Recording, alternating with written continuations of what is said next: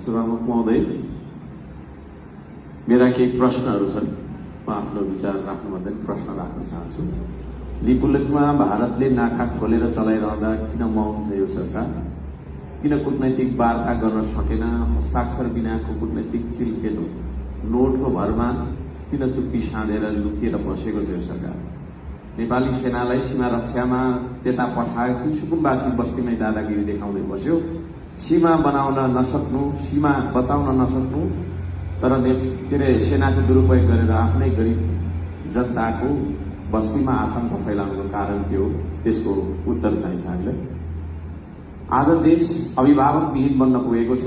हजारौं लाखौं गरिब सुकुम्बासीहरूलाई बेघर बनाएर रुवाउने, आत्महत्या गर्न बाध्य बनाउने सरकार असफल भइसकेको हामीलाई महसुस भएको छ। संविधानको धारा 16 को 1 सम्मानजनक बाँच्ने अधिकार, संविधानको धारा 37 को 1 आवासको अधिकार, मौलिक हक उल्लङ्घन गरेको छ यो सरकारले। संविधान मिच्ने सरकारको कुनै औचित्य हुन्छ र? गरिबका भत्किएका बस्ती अनि बिजोग गरी राखिएका होल्डिङ सेन्टर्समा प्रधानमन्त्री जानु हो कि जानुभएको छैन? कि आफ्नै कार्यालयमा लुकी बस्नु भएको छ? हामी उत्तर चाहन्छौँ। सरकारले आफै विधि नीति मिचेर अध्यादेश ल्यायो। लोकतन्त्रको याद दिलाउनु पर्ने भयो।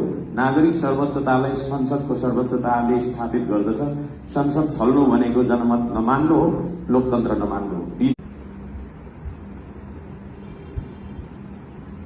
सभामुख महोदय, मेरा केही प्रश्नहरू छन्। म आफ्नो विचार राख्नुभन्दा पनि प्रश्न राख्न चाहन्छु। लिपुलेखमा भारतले नाका खोलेर चलाइरहँदा किन मौन छ यो सरकार? किन कूटनैतिक वार्ता गर्न सकेन? हस्ताक्षर बिनाको कूटनैतिक चिलखेतो नोटको भरमा किन चुप्पी साँधेर लुकिएर बसेको छ यो सरकार?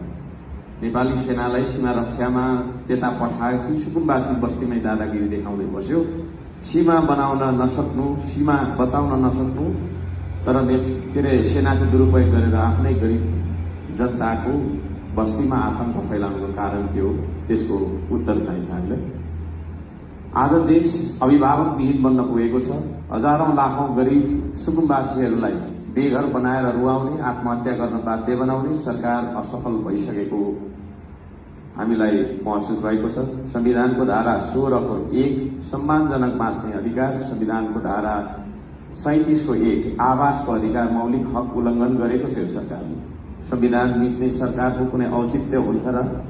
गरिबका भत्किएका बस्ती अनि बिजोग गरी राखिएका होल्डिङ सेन्टर्समा प्रधानमन्त्री जानु हो कि जानुभएको छैन? कि आफ्नै कार्यालयमा